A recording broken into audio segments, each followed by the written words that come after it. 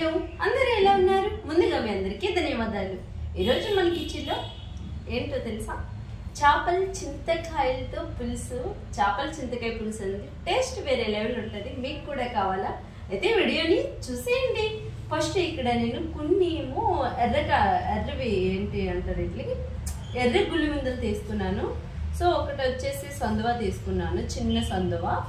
So రెండు వచ్చేసి ఇవి బై చేపలు ఏదో అంటారు, నాకు మాగలు రెండు మాగలు తీసుకున్నాను. సో వీడియో చేసేసరికి కొంచెం కన్ఫ్యూజ్గా అయిపోతున్నాను అనమాట. అంతే. కొన్ని చింతకాయలు తీసుకున్నాను. ఫస్ట్ మనం తీసుకున్న చింతకాయలు నీళ్ళలో వేసుకొని మంచిగా ఉడికేసుకోవాలి. ఓకే, ఈ చేపలు ఆల్రెడీ కడిగేసాను అనమాట. చింతకాయలు ఉడికేలాగా మనం నీళ్ళనైతే పోసుకోవాలి. మనం చింతకాయలు ఆల్రెడీ స్టవ్ పైన ఉడికించేసుకుంటున్నాము. అవి సాఫ్ట్గా స్మూత్గా ఉడికేలాగా ఐలో పెట్టుకొని ఉడికించుకోవాలి. కడిగి తీసుకున్న చేపల్లో మనం కాస్తంత సాల్ట్ని యాడ్ చేసుకోవాలి. అలాగే కాస్తంత పసుపుని కూడా యాడ్ చేసుకోవాలి. అలాగే ఒక 3 స్పూన్స్ వరకు, ఇది చిన్న స్పూన్ అనమాట, 3 స్పూన్స్ వరకు కారాన్ని కూడా యాడ్ చేసుకోవాలి. అలాగే ఈ మాదిరిగా కాస్తంత అల్లం వెల్లుల్లి పేస్ట్ని కూడా మనం వేసుకోవాలి. ఇదంతా చేపలకు పట్టేలాగా మంచిగా మనం కలుపుకోవాలన్నమాట. ఈ చేపల పులుసు కోసం ఇక్కడ చిన్న ఉల్లిపాయలు మా ఇంట్లో ఉన్నాయి కాబట్టి ఇక్కడ నేను 9 ఉల్లిపాయలు అయితే తీసుకున్నాను.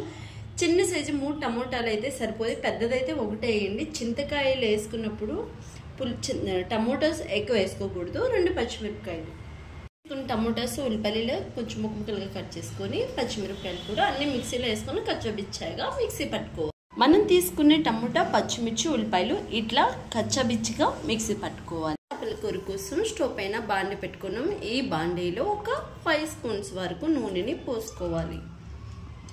ఈ ఆయిల్లో మనం కచ్చబిచ్చ పేస్ట్ పట్టుకున్నాం కదా, దీన్ని వేసి దీన్ని పచ్చవాసన పోయేదాకా మనం వేగించుకోవాలి.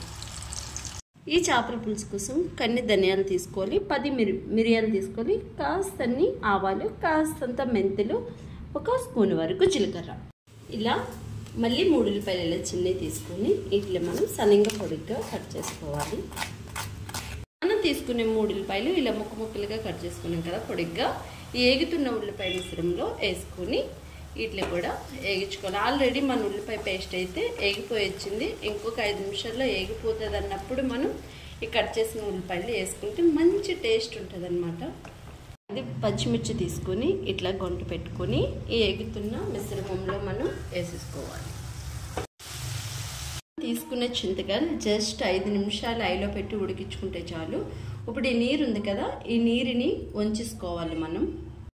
ఇదేంటంటే చింతకాయలకున్న ఒగరంతా పోతుంది అనమాట. లోపల పులుపు అన్నది అలాగే ఉంటుంది. ఈ నీరు కంపల్సరీ వంచేసుకోవాలి. నీరుని వంపేసుకున్నాం కదా, నార్మల్ వాటర్ని మనం వేసుకోవాలి. ఇందాక వంపిన నీరు ఇంకా వేస్టేజ్. ఇప్పుడు మనం వీటిని మంచిగా పిసుక్కోవాలన్నమాట. మరీ గట్టిగా పిసికకూడదు, పిక్కలకున్న ఒగరంతా మళ్ళీ వచ్చేస్తుంది. కాస్త పులుపు వచ్చేలాగా కలుపుకుంటే సరిపోతుంది. ఇప్పుడు కాస్తంత అల్లం వెల్లుల్లి పేస్ట్ వేసుకోవాలి. ఒక 1 స్పూన్ వేసుకుంటే సరిపోతుంది.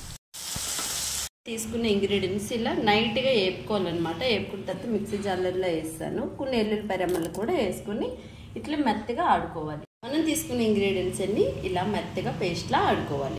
ఉల్లిపాయలు దాంట్లో వేసేసి మంచిగా ఉడికించుకోవాలి. ఇలా ఒకసారి కలిపేసి ఒక 2 నిమిషాలు మూత పెట్టుకోవాలి. దాని నుంచి పిచుక్కున్న పులుపుని ఇలా మనం ఒక గిన్నెలకైతే ఇలా మంచిగా వడగట్టేసుకున్నాము. ఈ ఒప్పిప్పంతా మన మిశ్రమం అయితే మంచిగా ఏగిపోయిందని ఎలా తెలుస్తుంది? ఇలా నూనె అయితే పైకి తేలిపోతుంది. ఇప్పుడు ఈ చింతపండు పులుపుని వేసేసుకోవాలి. చింతపండు పులుపు అయితే వేసుకున్నాం కదా, ఇలా కాస్త థిక్నెస్గా ఉంది కదా. ఇలా ఉల్లిపాయ ముక్కలు కూడా అక్కడక్కడ ఉంటాయి, బాగుంటాయి ఆ పులుపులో ఉడికి. ఆల్రెడీ మనం చేపల్లో కారం వేసుకున్నాం కనుక కాస్తంత కారం తగ్గించేసుకుందాం. మీరు ఎక్కువ తింటే ఎక్కువ యాడ్ చేసుకోండి. అలాగే 2 స్పూన్స్ వరకు ఇక్కడ చిన్న స్పూన్తో కారం వేసాను, కాస్తంత పసుపుని కూడా వేసేసాను. సరిపడిగా సాల్ట్ని కూడా మనం వేసుకోవాలి. అంతా సిలపల అయ్యేదాకా మనం మూతను పెట్టేసుకుందాం. చింతకాయల చారు ఇలా సిలపల అయ్యాక మనం ముందుగానే ఉప్పు కారం కలిపి పెట్టుకున్న ముందుగానే కలిపెట్టుకుని ఉప్పు కారం కలిపెట్టుకున్న చేపలని ఇట్లా ఇందులో వేసేసుకోవాలి. వేసేసుకున్నాక ఈ చేపల పులుసుని మూత పెట్టుకున్న ఐలో పెట్టి 15 నిమిషాలు కంటిన్యూస్గా ఐలోనే ఉండాలి, ఉడికించుకుంటే సరిపోతుంది.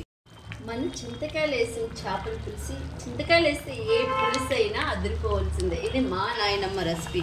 సో గాయస్ చూసారా ఎలా ఉడికిపోతుందో, స్మెల్ కూడా చాలా చాలా బాగుంది, అలాగే టేస్ట్ కూడా వేరే లెవెల్. అయితే మనం గ్యాస్ని అయితే ఆఫ్ చేసుకున్నాం.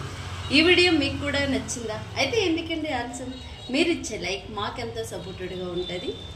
ఆరోగ్యమైన ఫుడ్ తీసుకుందాం, అందరిమీ ఆరోగ్యంగా ఉందాం.